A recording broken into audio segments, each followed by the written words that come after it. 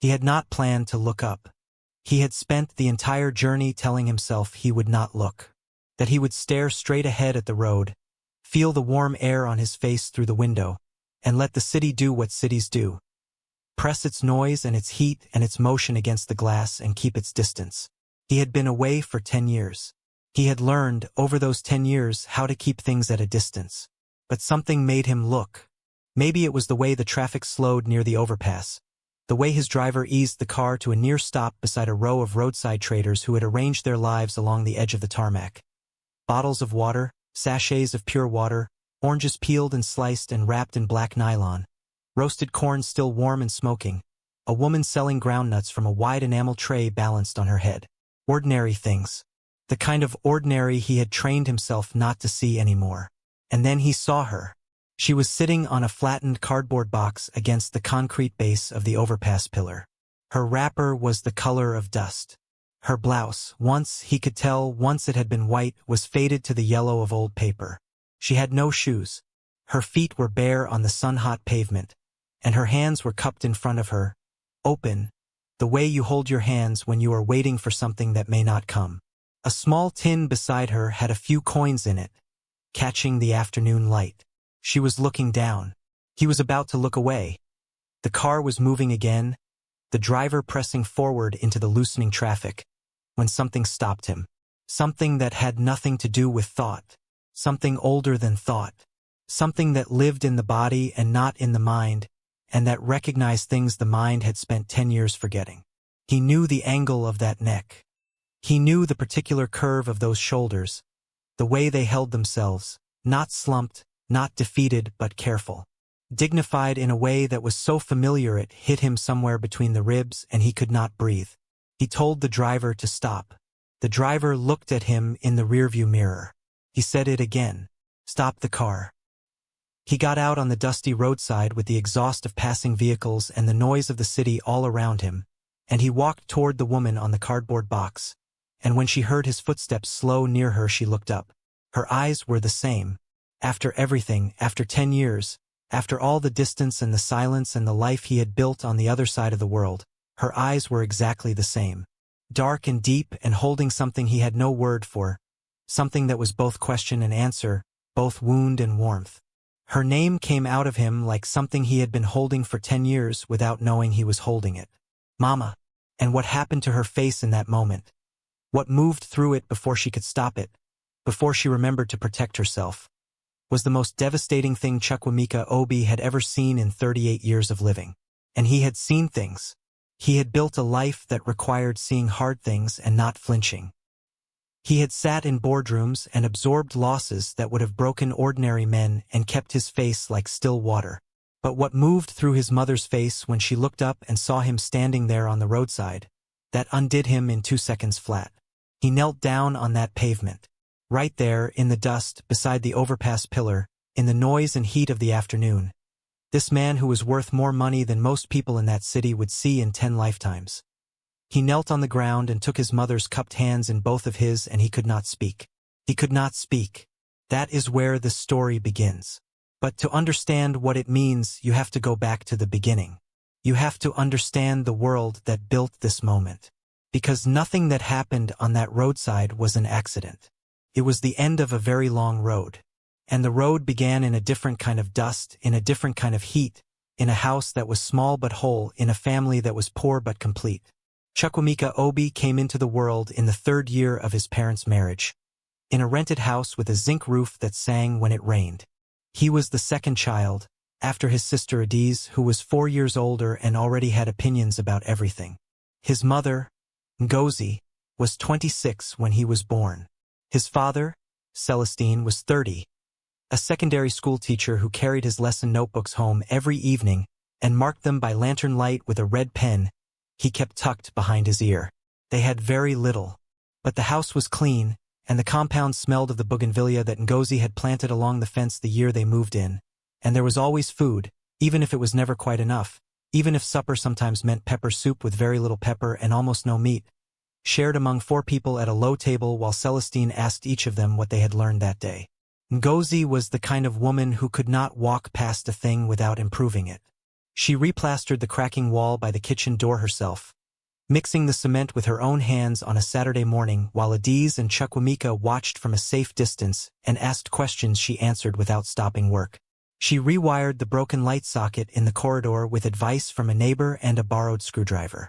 She grew vegetables along the back wall, bitter leaf, ugu, scent leaf, and she sold what they did not use to a woman 3 compounds down who ran a small food stall. She saved what she earned from the vegetables selling in a cloth purse she kept under the mattress, and she never told Celestine how much was in it. Not because she was hiding it from him, but because it was hers, this particular quiet effort, and she had learned early that the things that are entirely yours are sometimes the things that keep you standing. Chukwuemeka understood this about his mother before he had the language for it. He watched her the way children watch the person they have decided is the most important person in the world, with total attention, missing nothing. He noticed how she moved through the house with efficiency and without complaint. How she stretched a small amount of palm oil through a week of cooking through technique rather than addition, reducing and layering flavor with a patience that produced food far better than the ingredients should have allowed.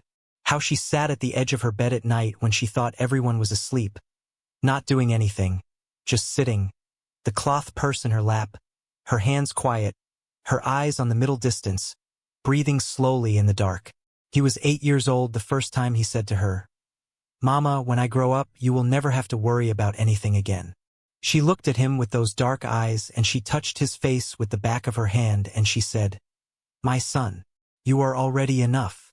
He did not know then that she meant it. He thought it was the thing mothers said. He filed it away and added it to his private ledger of things to fix when he was older, when he was powerful enough to fix them. He did not know then that what his mother was telling him was not that she did not need his help. She was telling him that the way he already was, at 8 years old, that particular child with his particular way of watching the world and deciding to take care of it, was already more than she had asked for. She was already full. He would spend the next 3 decades learning that lesson. And the learning would cost both of them more than either of them could have imagined standing in that small house with the zinc roof singing in the rain. Celestine died when Chukwuemeka was 14. Not dramatically. There was no accident, no sudden violence. He went to work one Tuesday morning with his lesson notebooks under his arm and his red pen behind his ear, and at 11:15 in the morning, in the middle of a mathematics lesson on simultaneous equations, he put his hand to his chest, took one long breath, and sat down on the floor of the classroom. He was gone before the ambulance they called from the school office arrived. Gone before Ngozi, who came running when a student was sent to the house, reached the school gate. Gone before Chukwuemeka, pulled out of his own class by a teacher with a face that told him everything before a word was spoken, could do anything about the way the world had just changed. The funeral was organized by Celestine's relatives. His brothers, his uncles, men from the village who arrived in iron digbadas and took over the arrangements with the efficient seriousness of people who had done this before and would do it again. Ngozi sat at the center of it all in black, receiving condolences with the stillness of a woman who had decided she would not come apart in public. Chukwuemeka sat beside her. Adiz, now 18 and studying at the Polytechnic on a scholarship their father had spent 2 years helping her obtain, came home for the week. The relatives were generous at the funeral. After the funeral, they were something else entirely. What came next came quietly, the way certain kinds of harm always come, incrementally, with explanations attached, dressed in the language of family obligation. Celestine's eldest brother, Okechukwu, came to the house 2 weeks after the burial with 2 of his sons and a woman he introduced as a family mediator. He sat across from Ngozi in her own parlor, in the chair that had been Celestine's chair, and he explained to her that the family had discussed the situation and made certain decisions. The decisions included the house. The house was in Celestine's name. Okechukwu explained this with the patient precision of someone who had rehearsed the explanation until it sounded reasonable. The house was Celestine's property. Celestine was gone. The property now reverted, as was proper and traditional, to the family. He was not unkind about it. He told Ngozi that of course she and her children would be given time. He said 6 months, which he repeated twice as though the repetition made it generous. And that of course the family wished her well and would always consider her a member, and that if she needed anything she should not hesitate. He said this last part while already standing up. Ngozi said nothing during the entire visit. She sat with her hands folded in her lap and she looked at Okachukwu and she listened, and after he left she sat in that same chair for a long time in the quiet house. Adiz came and sat beside her. Chukwuemeka stood at the window, 14 years old and burning with something he could not yet name. Something that was not only grief and not only anger but a mixture of both that had no name in any language he knew. Finally his mother stood up. She smoothed her wrapper. She went into the kitchen and began to cook. She moved them out in 4 months, not 6. She found a single room in a compound 2 streets away. 1 room, shared between 3 people, with a bathroom and kitchen shared with 5 other families in the same compound. She brought the bougainvillea cuttings. She planted them in a cracked plastic bucket at the entrance to their section of the compound. And they grew. Chukwuemeka watched all of this and added it to his ledger. He was a different kind of student after his father died. Not worse, better. Sharper and more deliberate, as though something in him had understood that time was now a resource with a price and he could no longer afford to waste any of it. His teachers noticed. His mathematics teacher, an older man named Mr. Ezenwa who wore the same suit every day and had been teaching for 20 years, told Ngozi at a parent meeting that her son had a mind that would take him places if it was pointed in the right direction and left alone to work. Ngozi came home from that meeting and told Chukwuemeka what Mr. Ezenwa had said, and she added nothing to it, because she had learned by then that the most powerful thing you can do for a person who already knows what they are capable of is simply confirm it. He won a scholarship at 16. A competitive examination, engineering and applied sciences, full scholarship to a federal university. He was one of 11 students in the country to receive it that year. When the letter came, Ngozi read it in the kitchen doorway holding it with both hands, and she did not cry. She went to the little corner of the room where she kept her things and she opened the cloth purse. It was a different purse now, larger, green, with a zipper, and she counted out what was inside and she told him, "There is enough here for your transport and your first month. After that you are on your own. But you will manage. I know you." He did manage. He worked at every opportunity the university offered. Tutoring, research assistance, part-time work at a printing press near the campus. He finished his degree in 4 years with a first-class result, and then he did something that surprised everyone, including himself. He applied for a postgraduate scholarship abroad. A program at a university in Europe, fully funded, in technology and innovation management.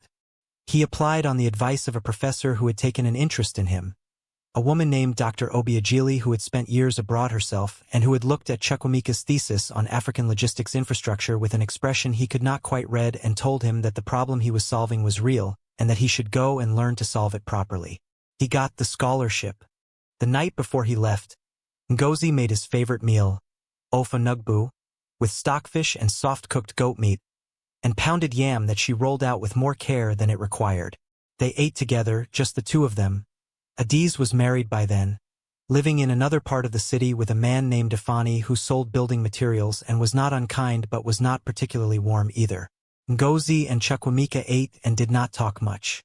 The silence between them was the comfortable kind, the kind that does not need to be filled.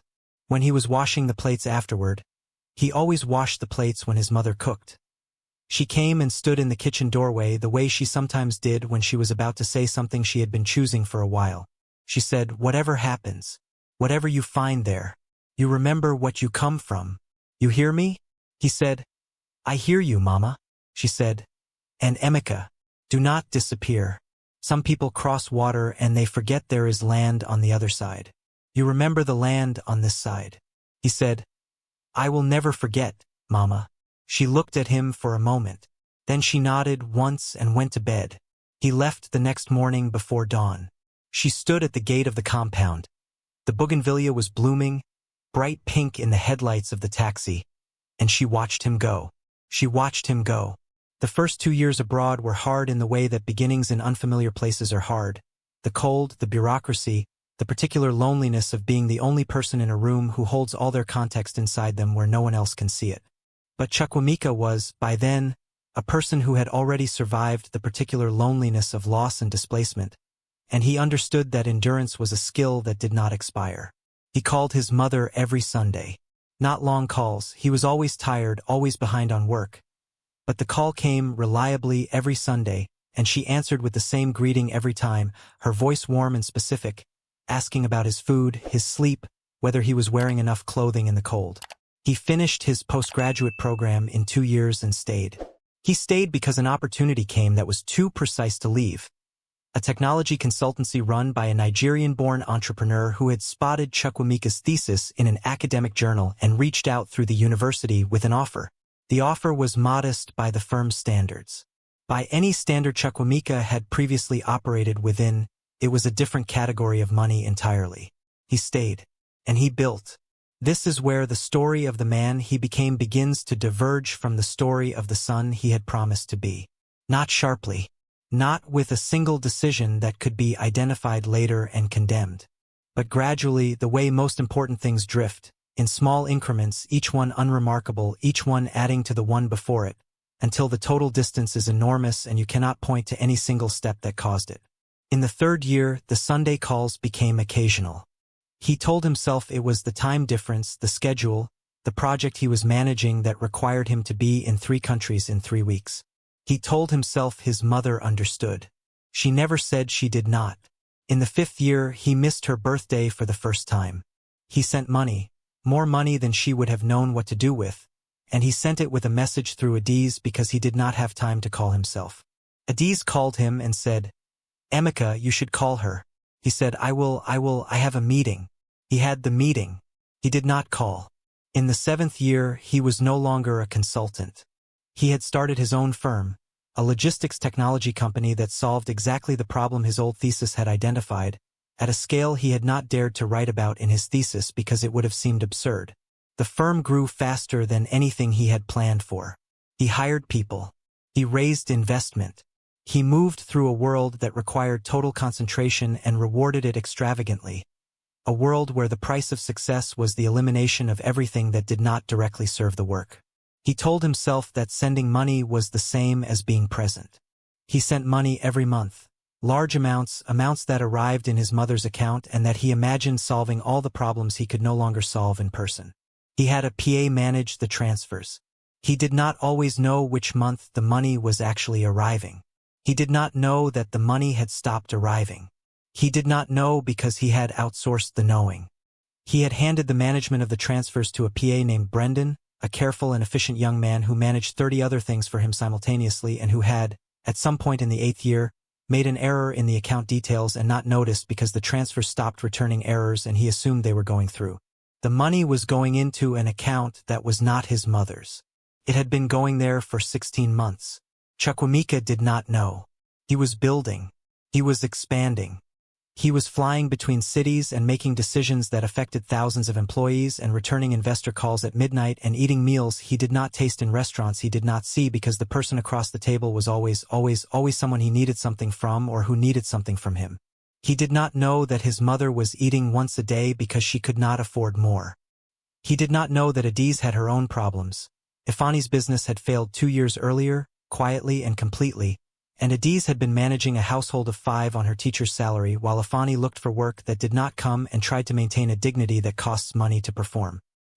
He did not know that when his mother called Adiz to say the money from Emeka had not come this month, Adiz had sent what she could from what was not much, and had called the number she had for Chukwuemeka's office and been told by a receptionist that Mr. Obi was currently traveling and could she leave a message. She left a message. The message was logged in a system that Brendan checked and Brendan had left the firm by then, taking his knowledge of the error with him, and the new PA had no context for a message from a woman asking about bank transfers for someone's mother in another country. He did not know that his mother had spent the first 6 months of the money's absence using her savings. The cloth purse, green now with a zipper, had a descendant. It always had a descendant. There was always a purse until the savings ran out. He did not know that she had sold the small television. That she had sold the set of good china plates she had been given as a wedding gift and kept carefully for 30 years. That she had sold these things piece by piece, quietly, without telling anyone, because she had her mother's understanding that the things that are entirely yours are sometimes the things that keep you standing. He did not know that when the money from the things ran out, she had gone looking for work. That she was 62 and looking for work in a city that had not been particularly generous to her, even when she was young. That she had found piecework, washing clothes, minding children, selling small items at the roadside, and that this had sustained her for a while until her knees became what they became, and the distance she could walk became what it became, and the options narrowed to the ones that did not require standing for long hours. He did not know any of this. He did not know because he had decided, at some point so gradual he could not locate it, that his mother was fine, that the money was handling it, that the distance between him and the life he had left was a problem that money could solve without his presence, and that his presence, his full, attentive, specific presence, was a thing he would give again when the work allowed it. When the work allowed it. He had been saying this for 4 years. And so his mother was sitting on a cardboard box by the overpass pillar on a Thursday afternoon, holding her hands open in the particular way of a person waiting for something that may not come, when her son's car slowed beside the roadside traders and something in him, something older than thought, recognized the angle of her neck. He knelt on the pavement. He could not speak. She looked at him for a long time with those dark eyes that were exactly the same. And then she did something that broke him more thoroughly than any single thing she could have said. She closed her hands around his. She covered his hands with her smaller, rougher ones. And she said, "You came." Not, "Where were you?" Not, "Do you know what has happened?" Not, "How could you?" She said, "You came." As though the 10 years, the silence, the cardboard box, the bare feet on the hot pavement, as though all of it was a waiting she had simply been doing, and the waiting was over now because here he was. He could not speak. He helped her up. She was lighter than he remembered. She had always been a sturdy woman, solid the way people are solid who have worked all their lives, and now she was lighter, and the lightness was the most specific and terrible evidence he had ever encountered of what absence actually costs. He put her in the car. The driver looked straight ahead without expression, which was a kindness. Chukwuemeka got in beside her and the car moved through the city and he held his mother's hand and looked at it. The roughness of her palm, the dryness of her skin, the one ring she still wore, the thin gold band from her wedding that she had never removed, and he looked at this and breathed very slowly, very carefully, because if he stopped being careful he would lose the last of the control he was holding together with both hands. She asked him where they were going. He said, "Home, Mama. I'm taking you home." She said, "My things are at my place. I have a few things." He said, "We will get your things." She told the driver where to go. A compound on a narrow road where the gutters were uncovered, and the electricity wires looped between tilted poles, and children were playing in the dust of the late afternoon. They collected her things. There were not many. A bag, a small box, the green purse with the zipper, a framed photograph. He did not look at the room she had been living in for longer than he allowed himself to think about, because if he looked at it carefully he would see things that he would spend the rest of his life trying to unsee. He looked at the floor. He carried the bag and the box to the car. They drove to the hotel where he had been staying, a place of immaculate lobbies and quiet staff and rooms that cost more per night than most people in that city earned in a month. His mother walked through the lobby with her wrapper and her faded blouse and her bare feet. He had not yet thought of shoes. He would think of shoes tomorrow. There would be time for shoes. And she walked through that lobby with her back straight and her chin level, the way she had always walked through every room she entered, with a dignity that was not performance and did not require anyone's acknowledgement. The staff watched and said nothing. Chukwuemeka watched his mother walk through that lobby and something shifted in him so fundamentally that he could not have named it then. He would spend the next several months slowly naming it.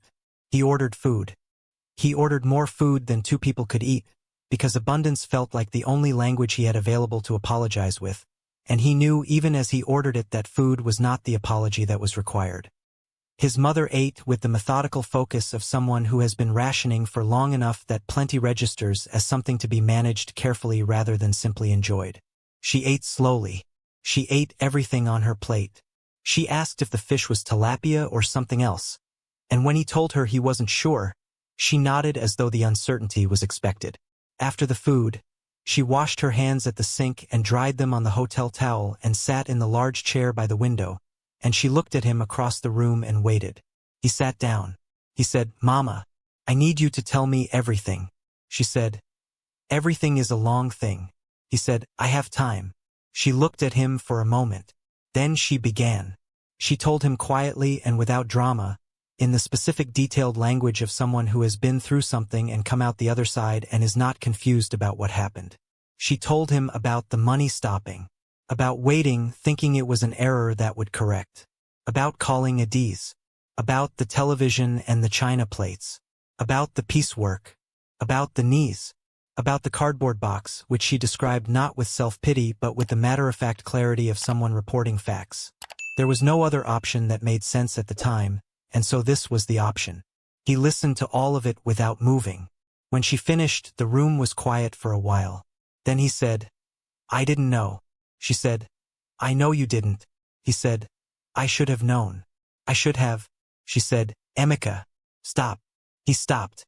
She said, "I am not a problem you forgot to solve. I am your mother.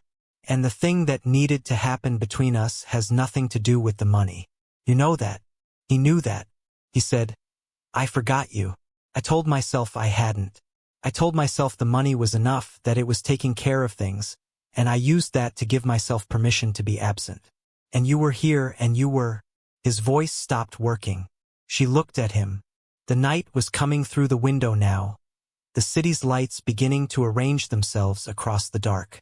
She said, "You were building something. You were doing what you said you would do since you were 8 years old. I watched you go and I knew you might get lost in it. That is what big things do to people. They consume. I prayed you would find your way back before too much was lost. And here you are. Here you are." He pressed his hand over his mouth. He looked at the wall.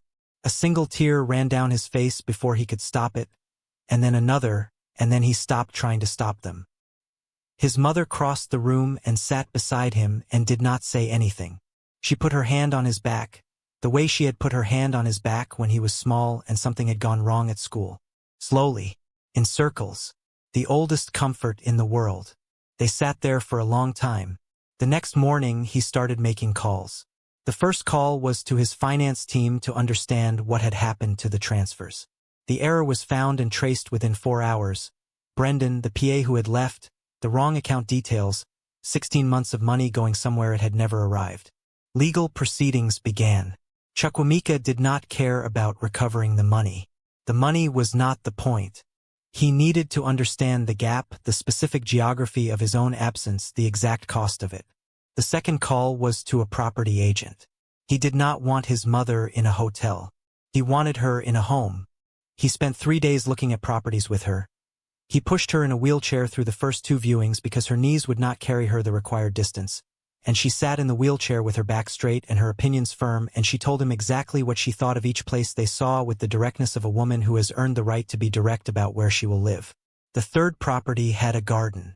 Small, but with earth that looked like it would grow things, and she walked to the edge of it despite her knees and stood there for a moment and said, "This one." He bought it the same week. He arranged for a physiotherapist to come 3 times a week for her knees.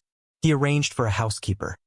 A quiet, reliable woman named Chioma who had references from 3 different families and who immediately and instinctively understood that Ngozi was not someone to be patronized or pitted, only assisted. He bought shoes, 3 pairs, practical and soft, the kind that would not torment joints that had been through enough. He bought the things that fill a home, the small things, the things that make a space feel lived in rather than merely occupied. He took his time with it. He did not want to simply purchase an approximation of what had been taken from her. He wanted to sit with her and find out what she actually wanted, in the specific language of her actual preferences. He discovered things he had not known. He had not known, for example, that she had learned to paint in the years he was away, not formal painting, but the kind of painting that happens when a person needs somewhere to put things they cannot say out loud. She had a small notebook of watercolors that she had done in pencil and then filled in with watercolor pencils bought from a market stall. The subjects were specific. The bougainvillea. The view from different windows she had lived beside. A market stall scene from the height of a woman buying vegetables. A pair of hands, hers, he realized, looking at them, holding an empty cup. He sat with this notebook for a long time one evening. He had not known that she had, in the years when the money was still coming, enrolled in a literacy program not for herself. She could read and had always been able to, but as a volunteer teacher for women her age who could not. That she had done this for 3 years until circumstances made it impossible to continue, and that she spoke about the women in that program with an intimacy and specificity that told him it had been important to her in ways she had not told anyone. He had not known that she had kept every letter he ever sent her. They were in the box. folded carefully in their envelopes arranged by date. Even the ones from the first years when he wrote long letters because calls were expensive and letters were how you crossed that distance back then. She had kept every one. He took them out one by one and read them, and the person who had written those letters was someone he recognized and someone he had not been for years, and the recognition was a kind of pain he did not have a word for. In the second week, Adiz came. She arrived without calling first. She had gotten the address from their mother, and she arrived on a Wednesday afternoon while Chukwuemeka was sitting in the garden helping their mother decide where to plant what. He heard the gate and looked up and saw his sister, and the 10 years between them collapsed into a single moment of simply standing and looking at each other. Adiz was 42 now. She looked like their father in a way she had not looked when they were young. Something in the set of her jaw, the way she held herself when she walked into a room. She had their father's particular quality of entering spaces with full presence and not adjusting herself to accommodate what the space expected of her. She looked at him for a long moment. Then she said, "Do you know how many messages I sent?" He said, "I know." She said, "Do you know what it was like?" He said, "Tell me." She did. She told him standing in the garden, her arms crossed, her voice level in the way that level voices are level when the alternative is something much louder. She told him about the calls to his office, about the messages that went into a system and never came back, about sitting across from their mother and not knowing how to explain that she had tried, that she had done everything she could think of to reach him, and that the thing she could not say out loud was that it was possible, that he simply did not want to be reached. He said, "That was never true." She said, "I know that now, but I didn't know it then." And she didn't say it. But I saw it in her face sometimes, Emeka. I saw her wonder. That landed in him and stayed. He said, "I'm sorry. For what it's worth now, I am truly sorry." She looked at him for another long moment. Then she uncrossed her arms. And she said, "What are you going to do now?" He said, "I'm staying for a while." She said, "How long is a while?" He said, "However long it takes." She studied him. Then she nodded once, the way their mother nodded when she had decided to believe something. She went and sat beside their mother in the garden, and the two of them began a conversation about the best position for the bitter leaf plant, and after a moment he sat down too, and the three of them sat in the small garden in the afternoon light and talked about a plant, and it was the most ordinary thing he had done in 10 years, and it was the most important. The physiotherapist came 3 times a week, and Ngozi worked with her with the same methodical determination she brought to everything. At the end of the first month, she was walking without the wheelchair. At the end of the second month, she was walking to the small market at the end of the road and back, which was a distance she tracked with satisfaction and reported at dinner with a precision that made Chukwuemeka smile every time. At the end of the third month, she planted the garden herself. The bougainvillea cuttings she had brought in a plastic bag, the bitter leaf, the scent leaf, the ugu along the back wall. She planted them with her hands in the earth, and she was not careful about getting dirty, and she did not ask for help, though Chukwuemeka crouched beside her and handed her things when she needed them, and the afternoon they finished planting she stood and looked at what they had done and said, "Good." He extended his stay. He rearranged his schedule. There were calls from his team in Europe, adjustments to be made, projects to be handed off temporarily to people he trusted. He was surprised to discover how possible this was. He had spent years believing his physical presence was required for things that, examined honestly, ran perfectly well without him for weeks at a time. He had conflated being indispensable with being present. He had confused the two for so long that he had forgotten they were different. He began to take his mother for drives in the morning, before the city heated up. She sat in the front seat and she watched the city through the window, and she provided a running commentary on what had changed and what had not, who had built what, where the old bakery used to be before the new building went up, the specific locations of potholes she had memorized with a navigator's precision during her years of walking. She made him laugh. She had always made him laugh in this particular way, not by being funny deliberately, but by being herself so specifically and completely that the specificity itself was funny. He discovered in these mornings something he had not found in 10 years of boardrooms and airports and investment calls, that the most important conversations are not the ones that move money or decisions.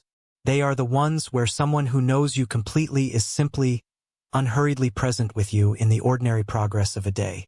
He had forgotten that such conversations existed. Or rather, he had remembered them the way you remember a thing that belongs to childhood. as something that was real once in a different version of the world, before the world became what it became. He asked her one morning, "Mama, did you ever blame me?" She was quiet for a moment, looking out the window at the city passing. Then she said, "I blamed the thing that took you from yourself. I don't know what to call that thing. Ambition, maybe, or the fear inside ambition. The fear that if you stopped building, everything you had built would come apart. I know that fear. Your father had it before you were born.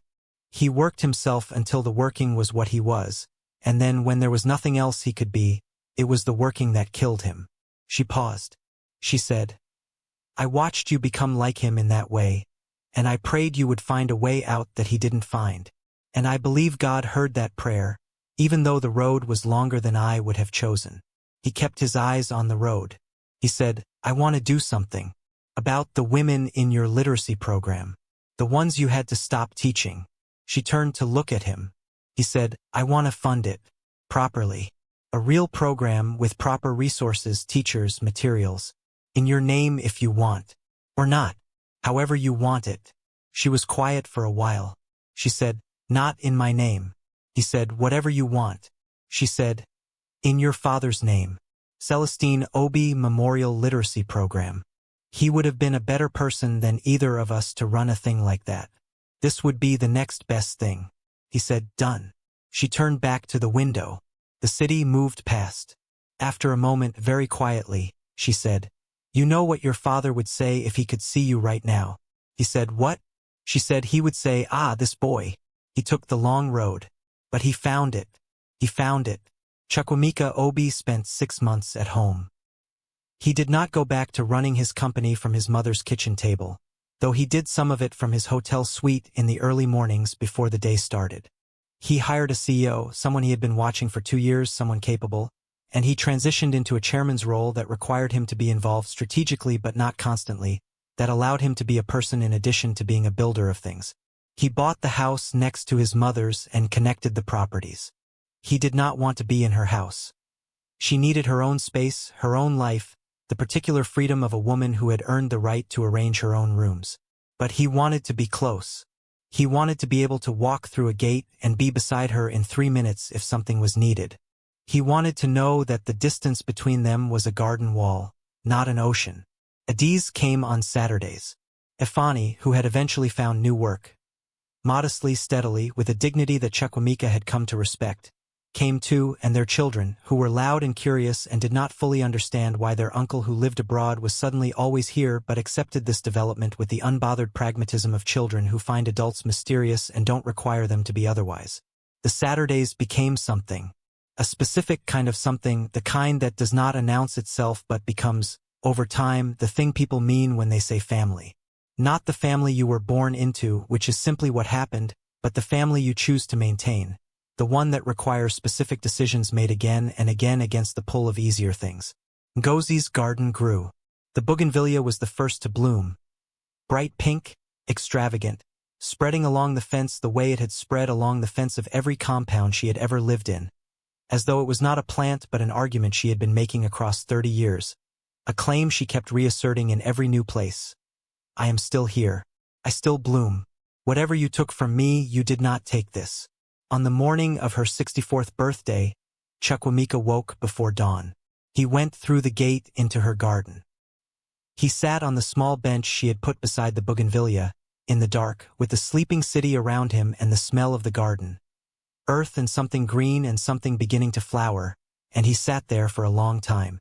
He thought about the 8-year-old boy who had said, "When I grow up, you will never have to worry about anything again." He thought about his mother's answer, "My son, you are already enough." He had spent 30 years building a refutation of that answer. He had spent 30 years making himself more than enough. More money, more power, more reach, more capacity to solve problems and move things and make the world arrange itself according to his design. And in doing all of that, he had forgotten the thing his mother had understood when he was 8 years old.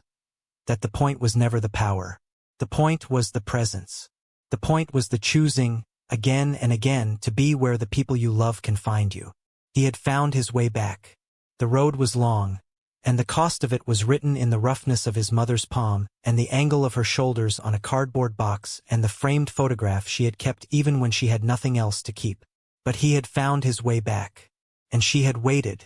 There is something the world will not tell you about love, real love. The specific kind that roots itself in a person and refuses to be uprooted by time or distance or silence or even the deepest disappointments.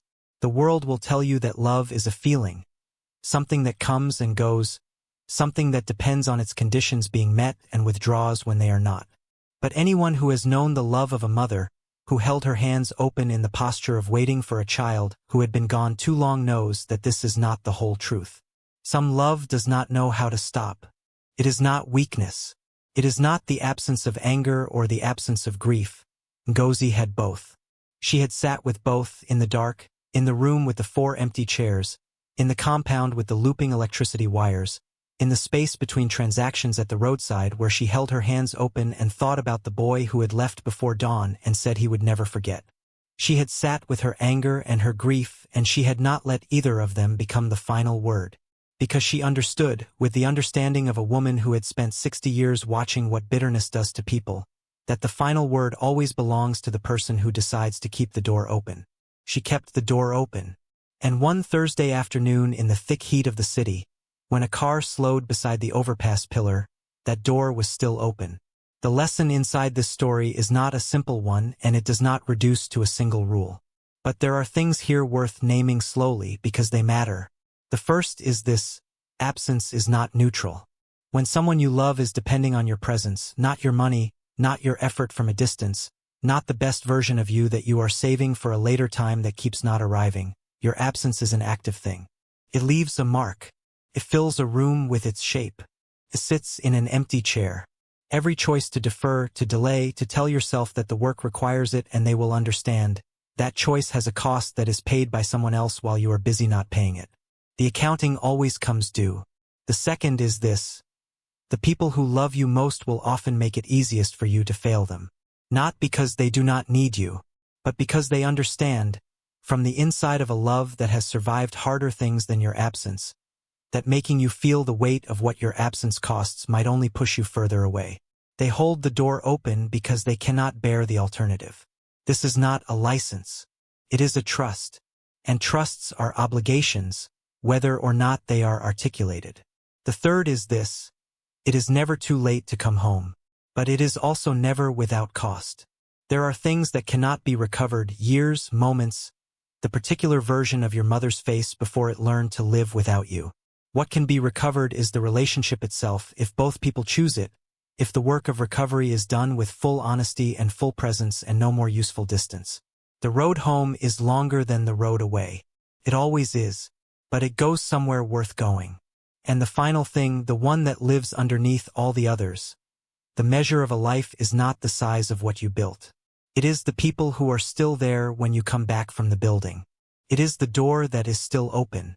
It is the woman in the garden with her hands in the earth and her bougainvillea blooming again, and her son sitting beside her in the afternoon light, handing her things when she needs them, and finally, understanding what she has been telling him since he was 8 years old. You are already enough.